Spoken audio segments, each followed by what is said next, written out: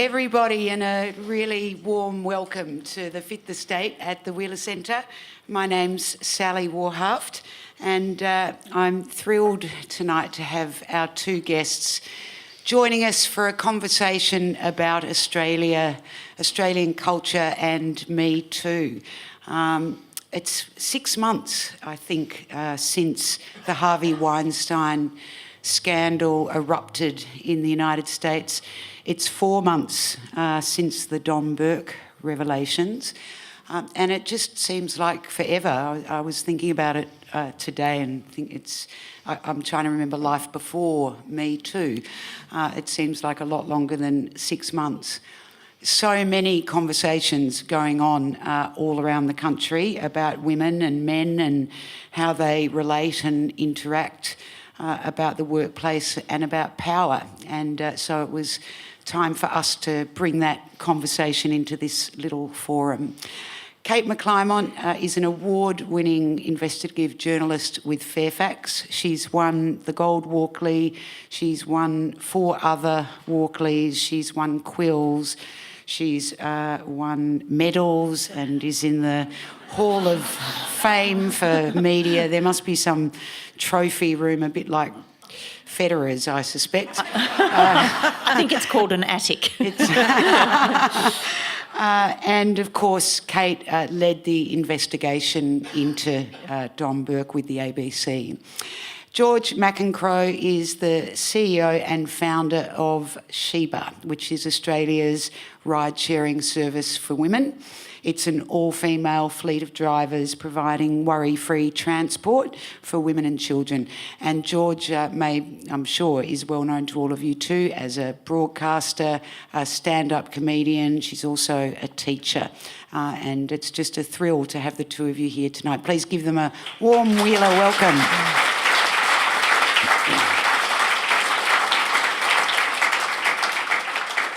I want to start by asking both of you what you think it might have been about the Weinstein story and that particular moment in time that the Me Too movement took off.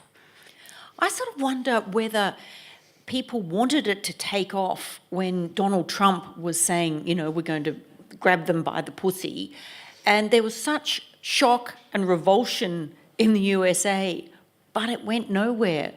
So fast forward to Harvey, Weinstein, and I think it was just one of those moments in history. I sort of wonder whether it would never have happened if it wasn't celebrity women making complaints. I know that sounds trite, but I sometimes think that it's the star power of the women who were making those complaints that gave it traction, which is, I think, a kind of sad thing in some ways.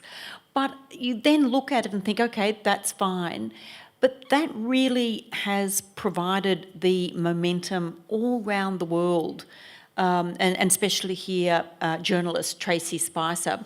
In the wake of the Harvey Weinstein stuff coming out, she just put out on Twitter, let's look at what's happening here. And she was just completely inundated with the material that was coming in. So she asked if the ABC and Fairfax could help her have a look at some of these. So that's how that got started. Look, I think all these things are exactly, I think it was under the Trump administration. I think people were looking for the atmosphere to be right, and it requires an enormous sense of collective safety in order for anyone to speak. Anyone who's been through sexual assault would know that I think it's part of the findings of, the recent inquiries in the Royal Commission into sexual assault in the church. You need mass credibility and plausibility, and I think once Oprah's put her imprimatur on something too, that really lifts the conversation, and everyone had to be accountable for their actions. And I think that women have been waiting for some accountability for a very, very long time, and why this time? I think it was because of part of the disgust, not just of the Trump era, but also the conservative attacks on women's reproductive rights in the United States that were going on and looking to be extended, women being jailed for, wanting to terminate a pregnancy after, men being given access to children after they've been raped, the children born of rape.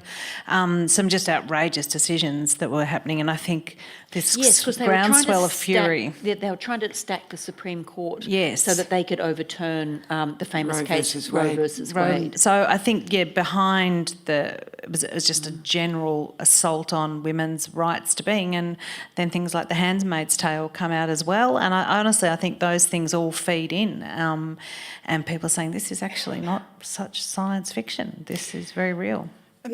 Tell us a bit more, Kate, about the timeline for investigating the Don Burke story. Well, the difficulty in investigating these kind of stories is that you have to say to yourself, I've got to be able to prove this in court. For instance, if someone did come to us and said that they were raped by a prominent television star, and I have no reason to disbelieve this person at all, but it comes down to he said, she said. We just don't have the tools to get that over the line. With Don Burke, it was the fact that it wasn't just one, it was, say, at least half a dozen people complained about him. So then you sort of think, look, you're onto something. So it's one of those things that you then go through every credit. You contact the people that have worked on shows, and every person you talk to, you say, can you put me in touch with at least another 3 people? So that took weeks of work to get that to a standard of publication. And it was interesting, I rang up, I'm just trying to think, David Leckie, who was the former managing director of Nine, and he said, I just don't want to talk about it. And I said, look, you will need to talk about it. This happened under your watch. People are going to, want to know what you did. So he sort of went, oh, yes, okay, he was a horrible, horrible grub, and he was the Harvey Weinstein. And then I rang up Sam Chisholm, who was his predecessor, who said exactly the same thing. But when I said to them, well, what actually did you know? What did you do? Because the whole thing about people like Don Burke was that the media companies, or whatever companies people were working in, are far more impressed with profits than personality. And Don Burke was their huge money spinner. So they were happy to overlook claims of sexual assault, harassment, bullying, because he made the money. And it was only when the ratings started to drop, I think they realised that it was now okay to ditch him. So it's an interesting thing. And I know that people keep expecting us to churn out the next ones, but these things absolutely take months, and we're being sued at the moment by Craig McLachlan, who was our next cab off the rank. And it's interesting that he's also suing one of the main perpetrators. One of the main women making allegations against him. And that really puts off other people, because trying to persuade people to come forward when they see that someone is being sued it's tricky. And we just have the toughest defamation laws in the world, which is fine on some levels, but for a media, we can't do nearly as much as what American media have been able to do. Well, that bar also necessarily has to be really high, doesn't it? I mean, obviously, these are people's reputations. Well, it's their whole lives, isn't it? It's not just their reputations. And I think there has been a little bit of a backlash against the Me Too movement. I don't think so much here in Australia, but I think overseas, when people have accused, I think there was a comedian of bad sex, and I just think you have to be. I know it's true. God. I better you be have careful. to be. I know there'd be a lot of complaints, but it is that thing where trying to work out whether somebody is an old lech or young lech or any kind of lech who will put the hard word on somebody, but if they're rebuffed, go away. That's not in the parameters of what we're looking at. That's It's- not predatory. That's No, hopeful, but it's not predatory. Correct. Exactly. Thank you, George. Exactly. Yes, that's called optimism. That's having a crack. It's. Yeah. I know. So is having a crack enough? No, it's when you use your position of authority, whether you threaten somebody, whether you say to them, if you don't come across, your job's going to be threatened. It's trying to draw those distinctions. And is the bar for that evidence that you've got enough people? How many people giving the same story that are unconnected? Yes. Is that how Yes. you put it together? Look, it is. It gives you a certain feeling of confidence when people who worked years apart, didn't know the other person, just came up with, the same pattern. But, one of the most horrific ones for me with Don Burke was the predatory way he went after, young girls. And there was one, an 18-year-old girl was at might have been the 1990 Christmas party. She'd just got a job as a presenter of a new children's TV program. So Channel 9 took all their new stars out on a boat and she got completely drunk. And the head of publicity said to one of the executive producers of one of the current affairs programs, look, I'm really worried about her. Like basically, she'd seen Burke plying her with alcohol and said, can you get her back to the hotel room? So this person got Mike Willis's driver. They got her back to the hotel room. They're in the foyer. They're trying to, where's your key to your hotel room? I don't know. So by the time they've got the key from the front desk, they get up into the room, and the executive producer said the door was slightly ajar. And he said, that sort of worried me. So I went in, sitting in the dark, waiting for her, was Don Burke. And I mean, if that's not bad enough, the producer said, I just said, what are you doing here? And he said, I was just going to give her some extra presentation skills. And he said that this young girl was really drunk. And he said a normal person would say, sorry, look, I just wanted to make sure that she was okay. It took him an hour to get Don Burke to leave the room. Wow. And you just sort of think, like, that's...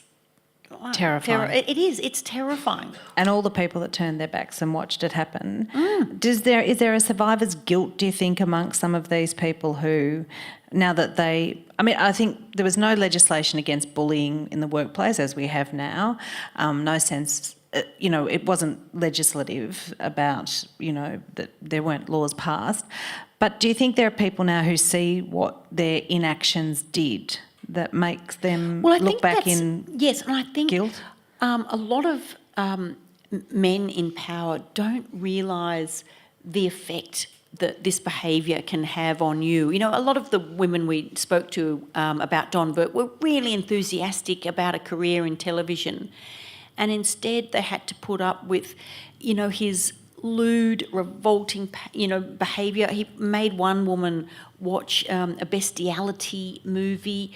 Like, they just sort of said it ruined their expectations of having, you go home and you tell your parents you've got a job on Burke's backyard. Like, most people thought that was fabulous, and it turned out to be an absolutely horrific experience for a lot of women. When you talk about the number of people you interviewed and you talked to, and the how much you had to do in order to publish, and then you think about a woman, George, who's getting in the back of one of your rideshare cars, who might have had a similar experience in their workplace, but it's just them. Fairfax and the ABC aren't onto it, and you realise that imbalance of about how you approach it. Tell us a bit about what you've learned in your experience of women in powerless positions, of not having an ally that can support them, and what they do. Well, I mean, a lot of our drivers have experienced trauma, sexual trauma, family violence, and all sorts of things, which is why we maintain our completely, bloke-free policy. Unless a couple wants to carry a baby seat, they can use one of our services. But we have a number of drivers who have left workplaces because of sexual harassment, and some of them are former CEOs, some of them are, they were in finance, banking, education. I mean, unless they've been in really an all-female workplace, many of them have experienced that. A few from former soldiers who've served our country, who drive for us and are passengers, and I think they feel, my promise to them is that they will always be in a car with another woman. They might think she's a complete pain in the neck, but she won't be a threat of sexual assault. And just trying to get men to get their heads around this sometimes, Kate, I was just thinking, sometimes when I'm trying to explain why this is important, when it's quite a confronting proposition for men who've never done anything sinister or predatory or malicious, and there are hundreds of thousands of millions of them. When I say, every state tells women for safe transport to sit in the back seat of a car, of a taxi or a rideshare car, they go, oh, so you're not allowed to sit in the front seat, which feels very un-Australian, actually, to think, you'd like to sit in the front seat to say, you and I are the same. You might be my driver, but I'm not up myself. I'm happy to sit in the front seat with you. So one of the things that our passengers really enjoy is being able to slide into the front seat and not feel that she'll be accountable should something go wrong. We had one of the things that prompted me to start the business was a case of a young woman who was raped leaving a Ringwood nightclub. And she took 6 months to report, which is entirely common and standard. And the barrister for the defence said to this young woman, this situation was wholly avoidable had you sat in the back seat. And I thought, well, it would be wholly avoidable if she hadn't got in a car with a rapist. Yes. But, the idea that you're entitled to sit anywhere but the boot, as far as I'm concerned, in a car. But that idea of always putting the accountability for the assault upon the victim, and in workplaces or in cars or at law, Sally, I think you brought it up beautifully before, the reputation versus the experience. How do we manage those two things? No one wants to destroy the name of an innocent man. How much suffering does a girl or a woman have to go through before she says, actually, this is worth naming this person for the sake of myself and for justice? And I don't know how courts manage it. But we do know that there's only a 4% conviction rate for rape, and it's on the decree. So we don't do it a lot, and yet we know that 1 in 3 women experience sexual assault. So, I think getting women to protect each other is one of the things that people seem to commonly do, isn't it? They learn about who is the creep at work, how not to be stuck alone with him. And we work in packs to protect and avoid those situations. But it worries me, if that pack came to you, the fact that they did all know the same person, that their stories might be diminished by that.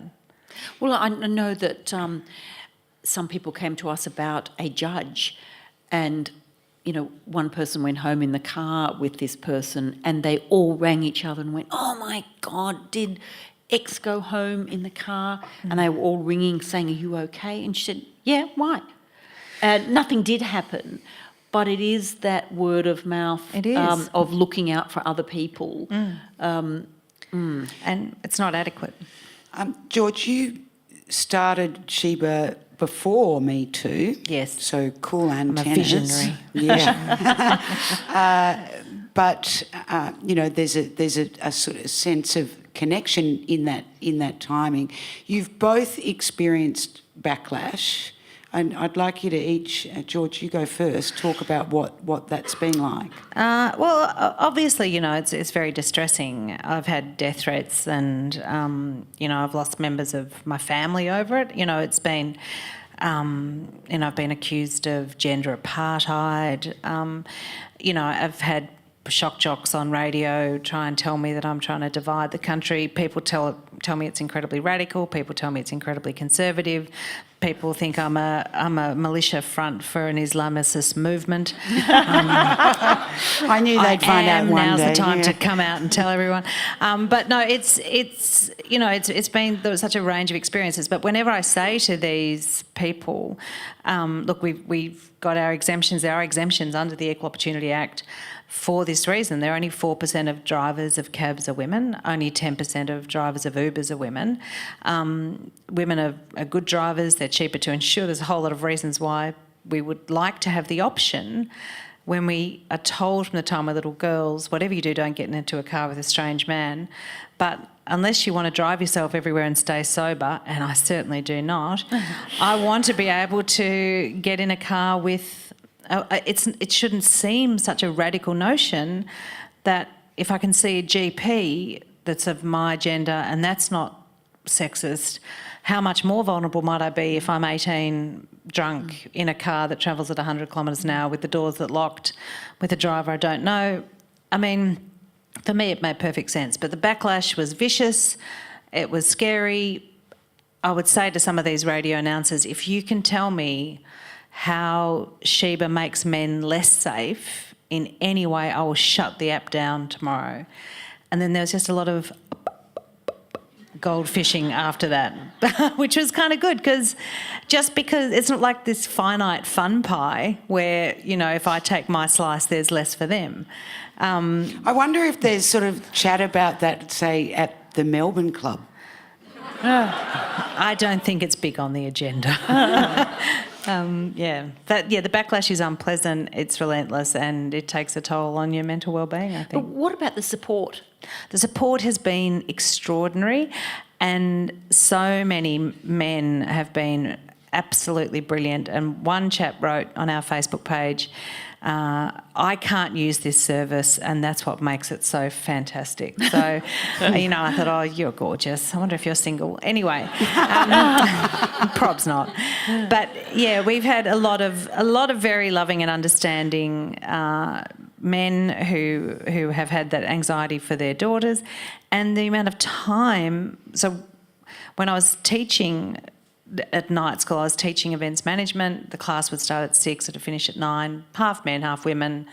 9 o'clock would roll around. The guys would chuck their backpacks on, out the door. And the women would gather, again, as a group, and say, have you got enough charge on your phone? What train are you going to? Who's meeting you at the station? What time are you getting off?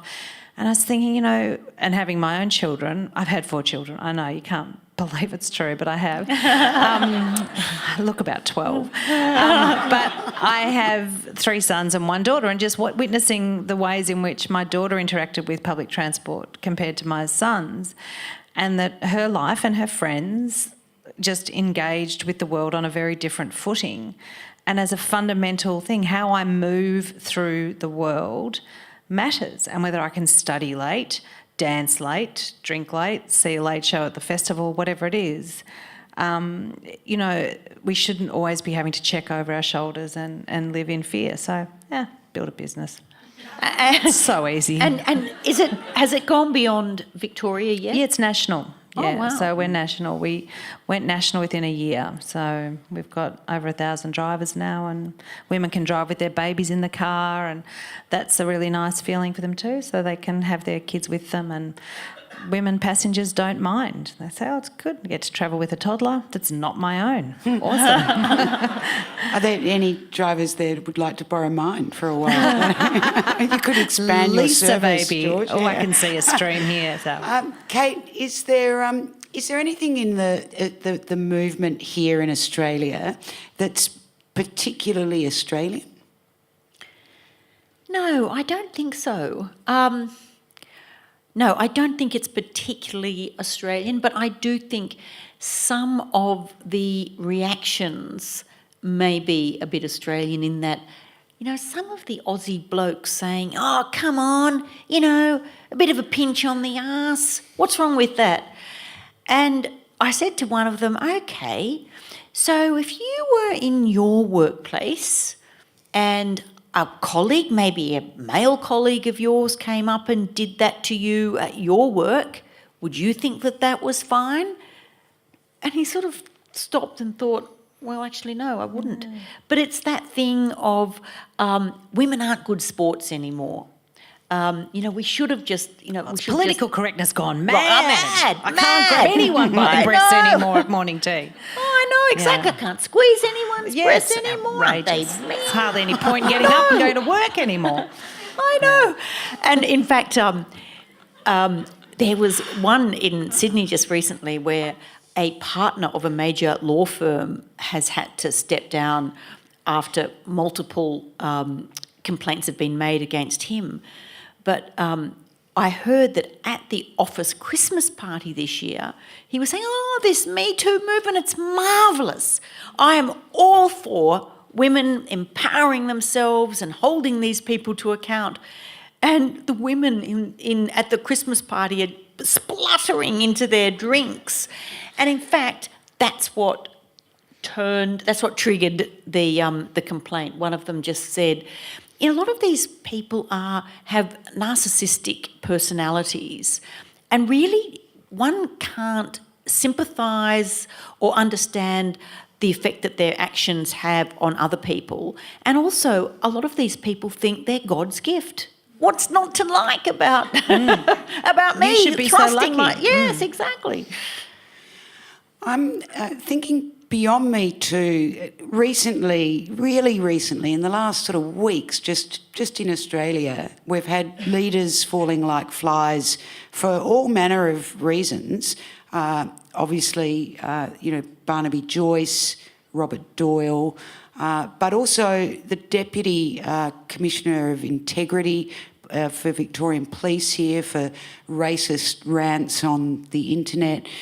We've also, of course, had the captain, the vice-captain of the Australian cricket team resigning in scandal. Whether there is perhaps, and I don't know whether it could be linked or not, but a broader culture of resignation coming about of where civility connected to morals in some way is I know this is a broad stroke, but could there be a connection with Me Too, that it's not just sexual harassment and abuse, but bad manners, dishonesty?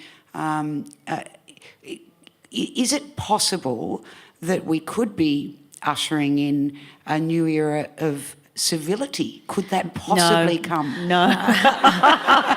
I don't think so. I think it's the age of accountability, and I think part of what that is now is, I think, saying to people, you own it, you've been busted, and that you really need to, you will be held accountable. And that, I think, there's lots of reasons why that's happened, one of which is social media, the photo taking, the image capturing that we have now, where people just can't get away with the same dirty tricks, is one thing. People are getting caught on film. Authorities, policemen, shooting black youth, or, PSOs bashing up kids on train stations. 20 years ago, that kid would have been told, oh, well, if you didn't cop it for this, you probably were deserving it for something else. That idea. But also, I think that the accountability gets amplified very quickly. You look at the cricket scandal recently, and the fact that all around the world you can have the former captain of the English team, you can have people across the world all just saying something on Twitter and it's all picked up. And I think that does amplify accountability. But at the same time, it also makes people feel as though they can say on Twitter or on social media things they would never dare to say to people's face. And I find that, hiding behind, Twitter names or... I just think that's really appalling, and I would really... I'm now turning my attention to try to track down and match people. I'll come with you on that. All right, yeah. who they really are. Because I just think it's appalling that people think that... one person was saying to Christy Whelan-Brown, who was one of the actresses in the Craig McLachlan matter. On Twitter, people were saying that she should be raped, that she should... That's one of the most common ones. Rape to death is one of the most common ones. And this is the thing, and you can imagine here's us as journalists persuading people to come forward, and then we cannot protect them from the flood of abuse that follows. And for us, that's really hard. And even if you try to say to people, look, just a warning, this may happen, when it does happen, it's horrific and it's scarring and it's horrible and it makes people think, have I done the right thing? Yeah, and it's physical. I mean, when I've had those horrible abusive messages, the adrenaline rushes through your body, you shake, you get cortisol, you want to be sick. It's a physiological response to a threat that you can't defend yourself from. You can't accept. Delete and block are two very helpful words I find that I use a lot, and I would recommend them to people. But you don't want to have to say to people, you have to get off social media. And again, we know that if you have more women at the table at places like Facebook, to say, how do we make this a safer place? I mean, Facebook's pretty good at reporting and removing. Twitter is absolutely the Badlands.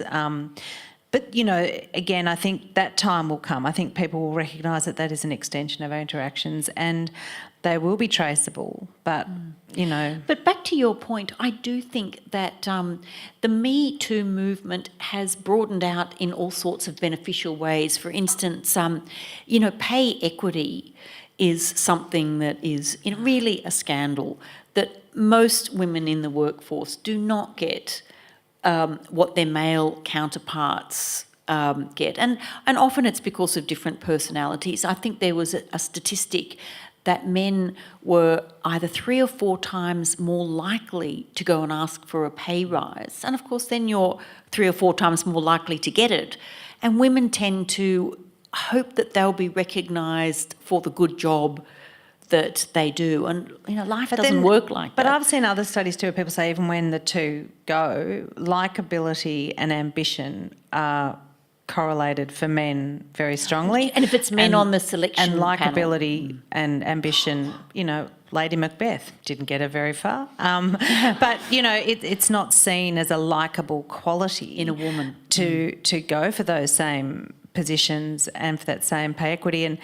And this recent study out of Britain where everyone's been forced to show us your pay, saying even as a graduate, as 21-year-olds, so if anyone's thinking, this is about women taking time off to have babies, and no, from day one as graduates, women start with a 22%, female candidates start with a 22% lower pay offer at first round than their male counterparts. So this isn't about choices around having children or staying home to care for older people or whatever. But none of that's new, and our knowledge of it isn't new either. But it's refocusing. But being forced by government, which Theresa May did in Britain, to say, show people you now have to disclose your pay scales.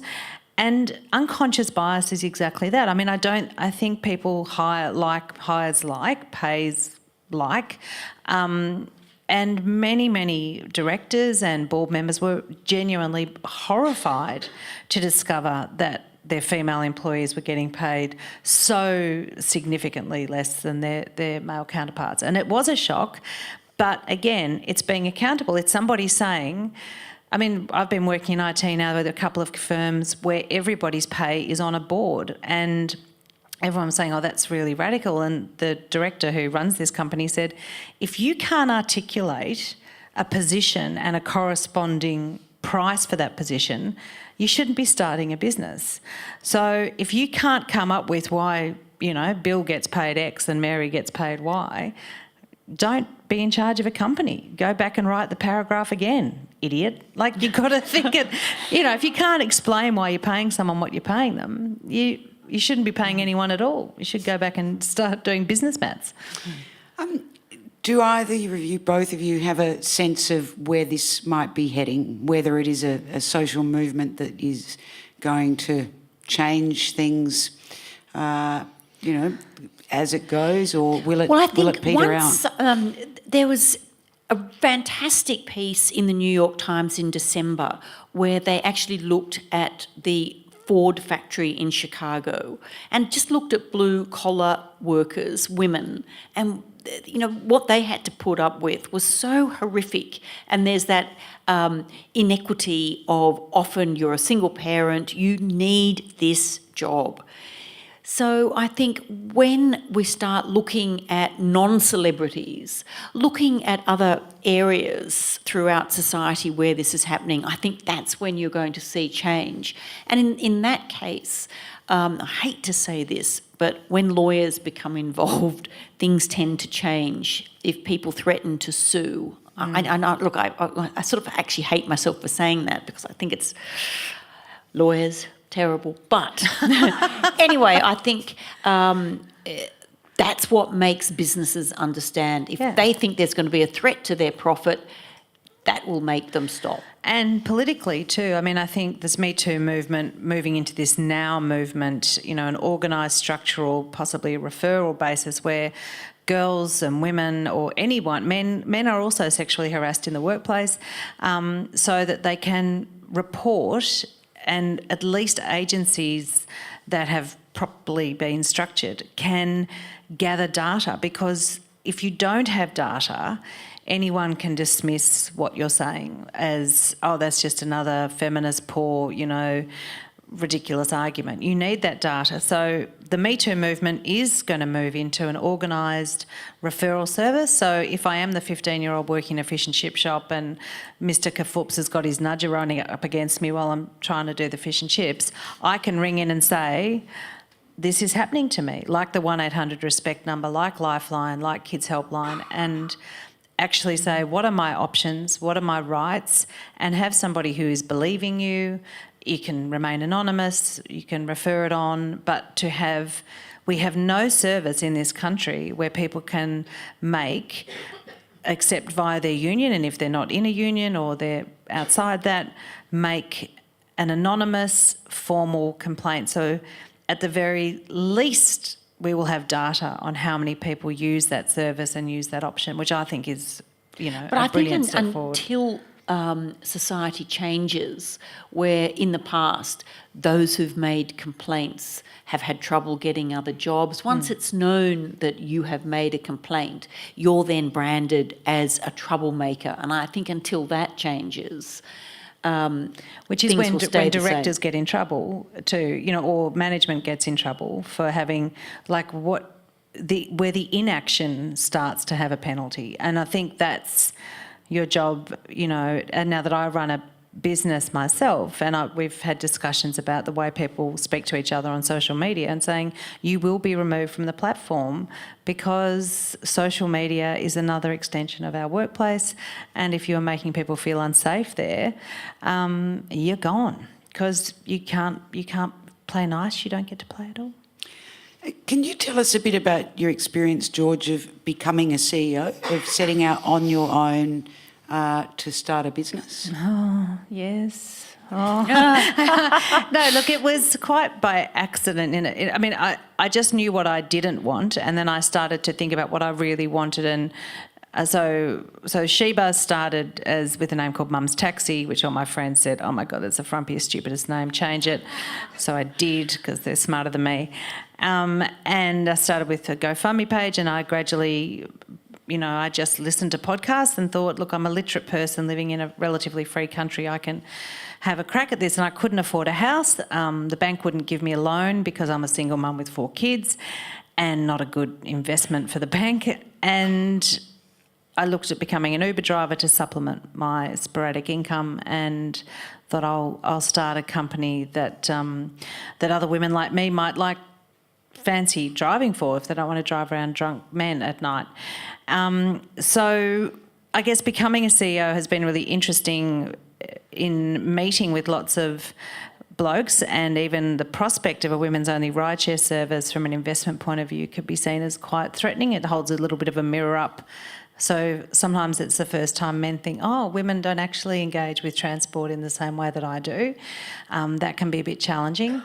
But overall, I think it's been a really positive experience, and saying to other women when I go and speak in schools and things is to say, how many of you ever thought of starting a business? You know, every light, every carpet, every clock, every shirt, everything is made, sold, bought.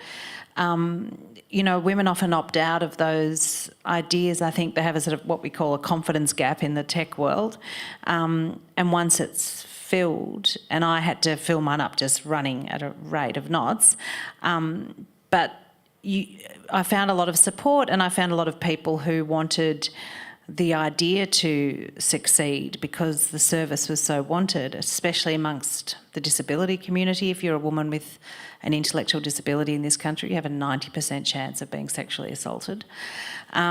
So there is, you know, a huge need, and no one else was providing car seats and transport through a female lens. You know, that actually when I've had a Caesar and I can't drive and I'm stuck at home for 6 weeks, I don't want to do that. I don't want to put this baby on my knee that, you know, I've had to spend $50,000 on IVF trying to conceive, and just to be told to chuck it on your knee and suck it up. Again, if you apply a female lens, if you have women at the board, women on the legislation, you change things. So, you know, CEO has been a steep learning curve, but I love it. And I drive myself too because I want to keep knowing how people are finding the app and using the tech. And I mean, I started a tech company. I couldn't send an email with an attachment 2 years ago. And now I'm talking about, you know, the coding and Node.js and, you know, Heroku, and anyway, you can all do it. It's easy. It's fantastic. Have a crack. Start one today.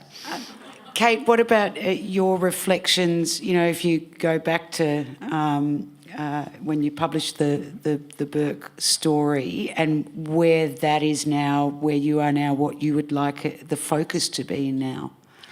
Look, I think there's still a number of people that we'd like to look at, but unfortunately with the way the media is, there's just not enough hours in the day, because I'm not the sex pest reporter.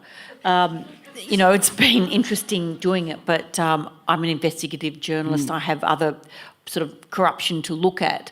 So trying to keep a balance and keep the momentum up.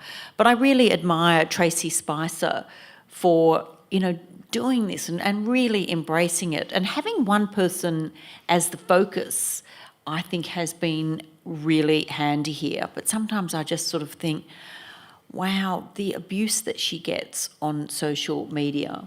But anyway, hopefully there'll be some more investigations coming down the pipeline. But I don't think there's a woman in Australia or anywhere who puts her head over the parapet and doesn't get it kicked off, you know, for a little while. It seems to me anyway, that whenever you're saying, and especially if you're holding a mirror up to powerful people or powerful industries, or there'll be someone who wants to come at you.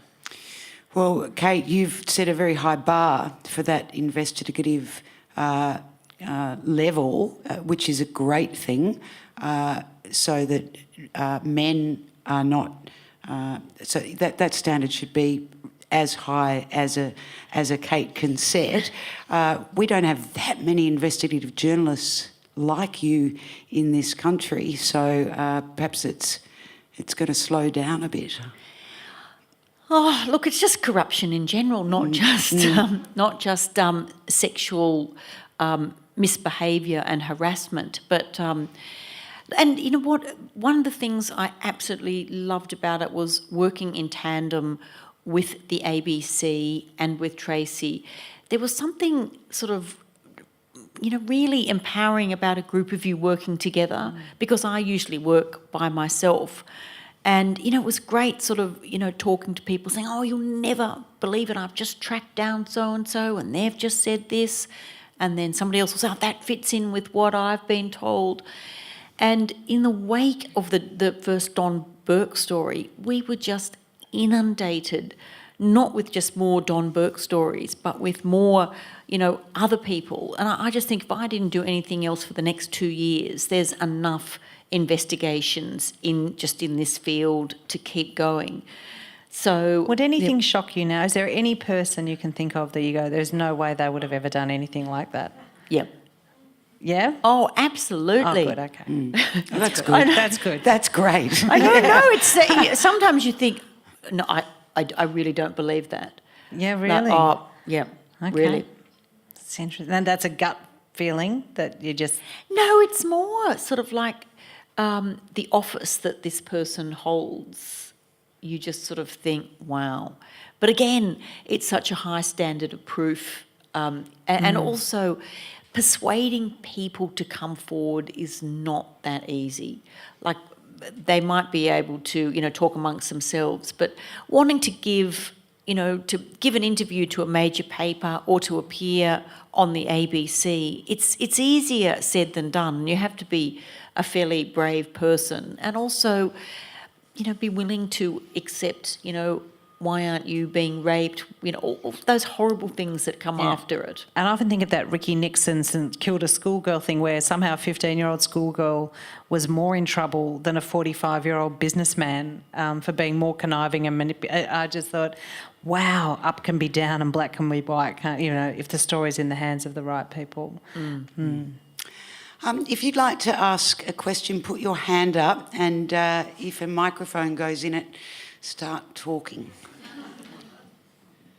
Thank you. That was a fantastic conversation. I'm a proud Shebah driver, and I just feel like I'm doing a public service. I mean, I'm 46 and I've just started my own business, which is amazing. It's flexible work, which is incredible, although it requires more self-discipline than I thought it might to get off the couch and get out there. But this is a bit of a freakonomics aspect of this, because I think perhaps people don't necessarily realise how pervasive the effects are of harassment and violence. But I drove home a single mum the other day, and her daughter was at school and had got sick, too sick to stay at school, not sick enough to need to get an ambulance home, but because it was going to take her mum at least an hour to get from work to pick her daughter up from school, the school said, well, because schools won't put children in taxis because they can't guarantee their safety, they said, well, we'll have to put her in an ambulance. So, strangely enough, having a service that protects women's safety on the road also means that if your nana has a heart attack, she has a higher chance of an ambulance getting to her on time, because that ambulance is not taking a kid home because taxis aren't safe for children to travel in. So, thank you, George. Thank you very much. And now you've got another problem to solve. Yeah.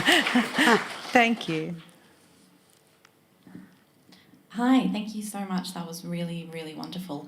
I'm just wondering how we can make sure that this movement brings everyone with it, not just people in entertainment and arts, and what we can do as non-journalists to support this movement. Look, I think the fact that now Australia has been set up and people have been contributing, and it's setting in place, as George was saying, structures such as employment lawyers, psychologists, support groups, to basically give people the framework to make complaints where they see fit about their own workplaces. And I think this is where it has to go now, is beyond the celebrity. It's, those workers at the Chicago Ford factory. It's the people at the fish and chip shop. It's the people being bullied at the local, service station. The mining industry has been absolutely appalling at treating women. So And the ADF as well. I mean, the Defence Forces have had some terrible scandals. So I'm just hoping that if enough structures and if money comes in to support people and to give them the tools they need to actually make a complaint and to have it looked at properly. I'm hoping that that will be a really important thing to go forward, and also just for people to know that there is something there, There's even a if they number just you can call, and they yeah. just want to talk to somebody. Yeah.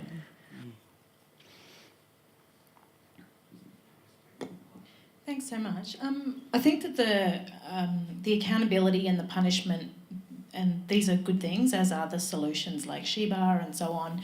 But they're all solutions to a problem. I'm kind of wondering what you think about what the actual fixing the problem to start with, so that we don't have to have, these kind of things in place after the fact. So how can we move on from a situation where women are treated like this? Like, what needs to happen in society? What a big question. I think, having been in education a very long time, it really dismays me that my children who are at a government high school stop having sex education at the end of year 9. And respectful relationships are not considered part of that. So one of the services that we support through our company is Respectful Relationships, run by CASA, and actually getting young people at the very beginning to understand about bodily integrity, the right to say no, how does somebody saying no without actually having to stop and say, stop it, I don't like it. What might be an indication that this person isn't having a good time. And when I've run these groups into regional schools, it's really interesting when you break teenagers into groups and say, well, apart from a girl actually standing up and saying, stop, I don't like it, how else might she indicate that she's not actually having a really great time? And when you put these questions to young people, they're very quick to say, oh, she might look at her phone, she might close her eyes, she might sort of turn away from me, she might stop kissing me, she might lie very still. And starting to get young people thinking about what consent actually looks like and feels like and sounds like beyond a slap in the face like some 1950s movie, that there are, do you want to be the boy who the other girls and everyone else is referring to as the creepy, rapey guy? And understanding that that's a really demonised position to be in. And I think it starts with education. My answer would be to start talking to children about not touching other people's bodies without their consent, looking at what signs of discomfort look like, reading having some emotional intelligence. But I also think that you're right you just look at the cricket scandal at the moment. So Mrs. Warner, Candice. She wanted to blame herself for it all. No, but it's that thing whereby the South African crowds were taunting her because she had sex as a single person with a footballer some year ago. No one makes jokes about Sonny Bill Williams. Why is it always that the woman is slut shamed? Yeah. It's the virgin whore dichotomy, which I think is starting with, talking about egalitarian, reviews of men and women, boys and girls at school. And that's where I think and around the dinner table. The sexual politics is still such where men hold a lot of the power. And I think you just look at our top 200 companies, there are 21 women in managerial roles in our top 200 companies. And I think there's that famous statistics, there's more John and Andrews than there are women.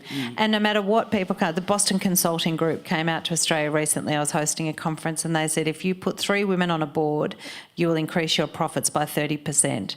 And that alone is not enough to make. If you could tell anyone to increase their profitability by 30%, they'd do just about. They probably, set their car on fire. But if you say put 3 women on the board, I don't know. I think the testicles shrink into the armpits or something. I don't know. But there's some terror there. There's some terror there, even though the money's there to be taken. I know, but even when Gail Kelly was, running a big bank, she was always referred to as Gail Kelly, mother of 5. I know. That's a miracle, as you would know, George. As I would know. But I mean, when was the last time you heard, Barnaby Joyce, he's father of 5 soon. Is he? Well, he's got 4 daughters. I love the thought of him getting up to midnight feeds. No. Let's not go there. Gail Kelly did have triplets, so that is... that's cheating. That's special. No, that's efficient. That's what a good banker would... Let's move this on before we descend, somewhere unfit the state-ish. Who's next? Do you think there's been enough accountability for the companies which knew about it and covered it up? No, I don't think there is, and especially when you look at Channel 9... knew about it and did nothing. And I think in a lot of the other companies you will find more and more that people knew about it. Of course they knew about it, but as long as the profit wasn't being impacted, they would rather put up with it or quietly get rid of that person but not make a fuss, not make it public, just quietly slide them out. He's a big character is often a term used for the wandering-handed person at work. Octopussy. Yeah, All I those wasn't gonna hands go there, but- everywhere. Oh, right, okay. Great. So I was just going to ask, even though there is this age of accountability, how do you think it is that Donald Trump still hasn't been held accountable? That's beyond my pay grade.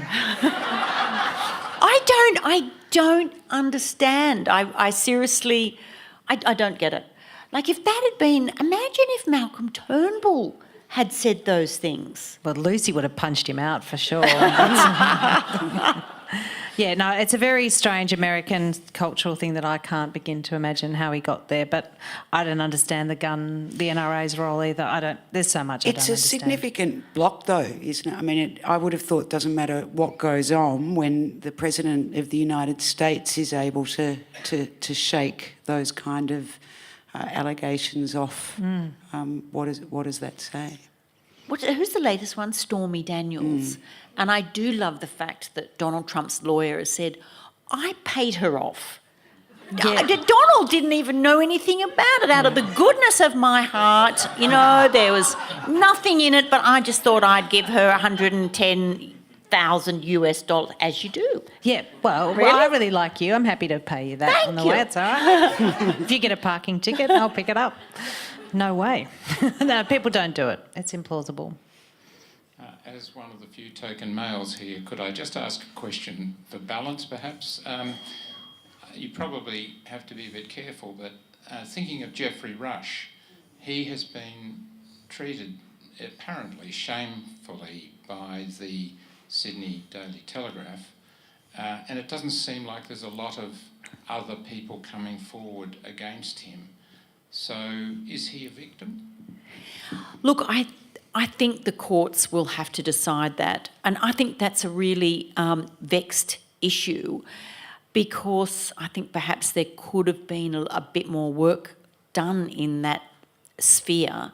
But having said that, now that there's an allegation out there and he's suing, why would anyone else want to come forward? Because Geoffrey Rush is an incredibly powerful person in the Australian film and theatre industry.